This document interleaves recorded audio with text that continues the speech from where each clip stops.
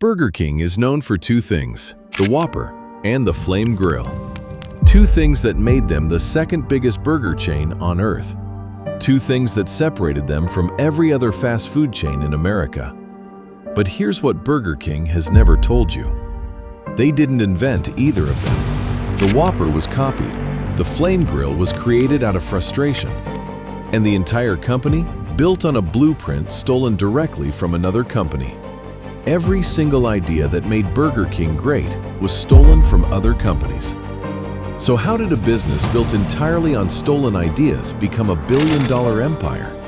And why, after 60 years of copying everyone around them, did it almost fall apart? That's the story nobody has told. Until now. To understand Burger King, you need to understand where it came from. In 1952, a man named Keith Kramer and his stepfather Matthew Burns drove to San Bernardino, California.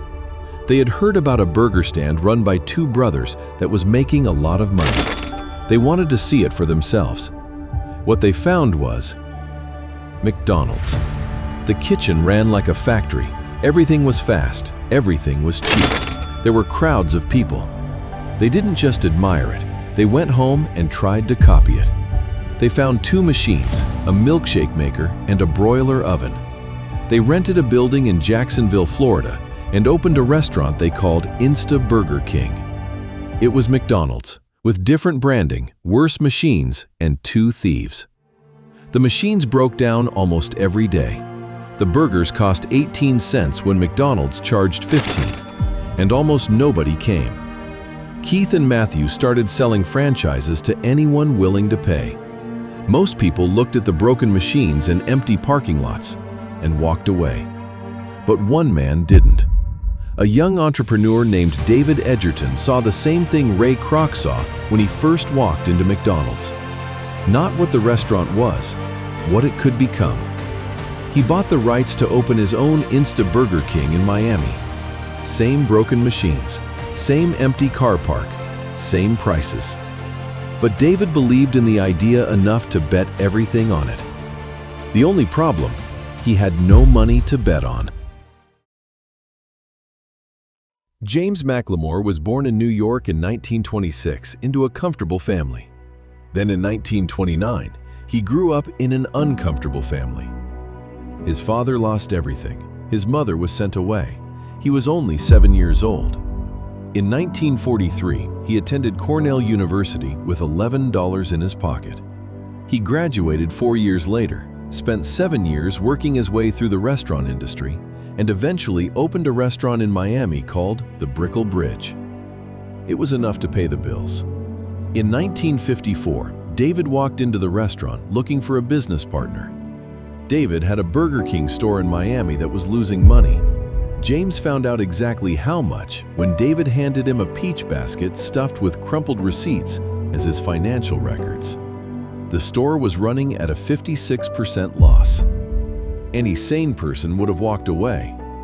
Guess James wasn't sane and went into business with him anyway. James sold his restaurant, put in every dollar he had, and became proud partners with David on a losing business. For 5 years, James and David fought to keep the business alive. Same problems with Miami, but they kept opening new stores while their other stores barely survived. By 1957, they had 7 stores, over 70 problems, and 700 reasons to quit. Then one afternoon during a busy lunch, a machine broke down again. David Edgerton had had enough. He smashed the machine with a hatchet, maybe out of stress. He was not going to buy another one. He was going to build something better himself.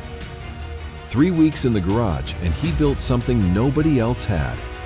More reliable, faster, and gave the burger a smoky, flame-grilled taste. David had invented the flame broiler. That smoky taste separated Burger King from their competitors. Still today, 67 years later, Flame Grilled is at the center of every Burger King ad ever made. A broken machine and a man with a hatchet accidentally created the most valuable asset Burger King has ever had. The flame broiler fixed how they made the food. But James and David still needed something worth selling. Then one afternoon, James visited one of their stores. It was empty. Down the road, a different burger stand had a line going around the building. James joined the queue. What he saw was a burger unlike anything in fast food at the time. A thick patty, a big soft bun, lettuce, tomato, pickle, onion, and mayo. He bought two, drove back, and gave one to David. They agreed it was the best burger they had ever tried. On the drive home, James came up with a name, and that name would live on for generations to come: the Whopper. He took the idea and put it on the menu at 37 cents. It became the #1 menu item instantly. 2 years later, the Miami stores were making money. The original founders had lost everything. James bought the rights to the whole brand for almost nothing. They dropped the word Insta from the name. Burger King, home of the Whopper, was born. By 1965, Burger King had over 200 stores. James believed they were closing the gap on McDonald's. Then, McDonald's went public on the stock market. The money they raised overnight was so far beyond what Burger King could ever match on their own that the race for #1 was effectively over before it really started. James knew they needed a big partner. In 1967, the Pillsbury Company, one of the biggest food companies in America, made an offer. $18 million, full control, resources for growth, everything James needed to compete with McDonald's. They sold. It was a decision both men regretted for the rest of their lives. Because the moment the deal was done, Pillsbury did the opposite of everything they promised. They slowed everything down.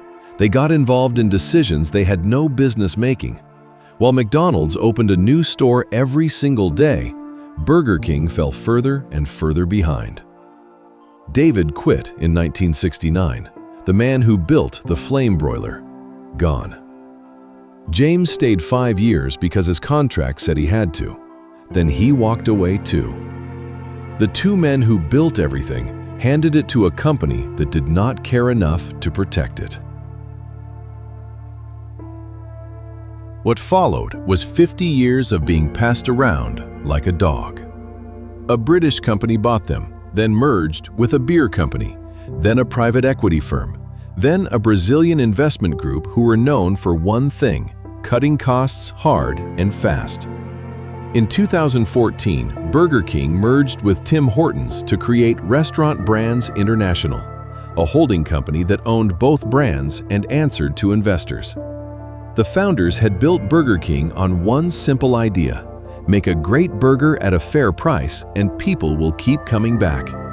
6 different owners in 50 years had replaced that idea with a spreadsheet.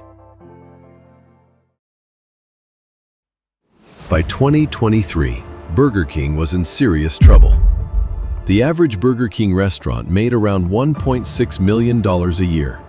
The average McDonald's made over $4 million. Less than half the revenue, for almost the same investment. Franchise owners had borrowed huge amounts of money to buy these stores. Now they were trapped. Food costs up, labor costs up, fewer customers walking through the doors, and nowhere left to hide. They started going bankrupt. Meridian Restaurants, one of Burger King's largest franchisees, 116 stores, gone. Tom's King, 90 stores, gone. In 2023, Burger King warned that up to 400 restaurants could close. Then the company spent $1 billion buying back its own largest franchise operator, just to stop the system from collapsing. You know a business is in trouble when it has to spend $1 billion buying back its own stores just to keep the lights on. That's a very expensive light bulb. But Burger King did not die. In 2022, the company launched a turnaround plan called Reclaim the Flame. $400 million. Fix the stores. Fix the food. Go back to basics. Back to the flame. Back to the Whopper. And for the first time in years, it started working. Sales grew. Store profits had a pulse again. Customers started coming back. In 2026, Burger King changed the Whopper for the first time in over a decade. New bun, new mayo, new packaging. The comeback is real. But it is not finished. Burger King restaurants still make less than half of what the average McDonald's makes per store. That gap has never truly been closed. So where does this leave Burger King? Still here, still fighting, still selling the same burger James copied from a random Florida stand, and David perfected with a hatchet. The Whopper is still here. The flame is still burning. But think about what was lost. Two men who started with nothing built something real. They created a product nobody else had. They built a system that worked. And then they sold it. Not because they wanted to, because McDonald's went public and raised more money than two guys from Miami could ever compete with on their own. James McLemore died in 1996. David Edgerton died in 2018. Neither of them lived to see Burger King spend $1 billion buying back its own restaurants to stop the system from spiraling further. Neither saw the company return to growth under a plan called Reclaim the Flame. Reclaim the Flame. The same flame David built in a garage with a hatchet in 1957 because he refused to give up when a machine broke. The tragedy of Burger King is not that it failed. It is that two men built something great, and the moment they let go of it, it slowly started falling apart. The flame is still there. The question is whether anyone running this company today understands what it actually means. Every empire has a story. Subscribe to hear the next one.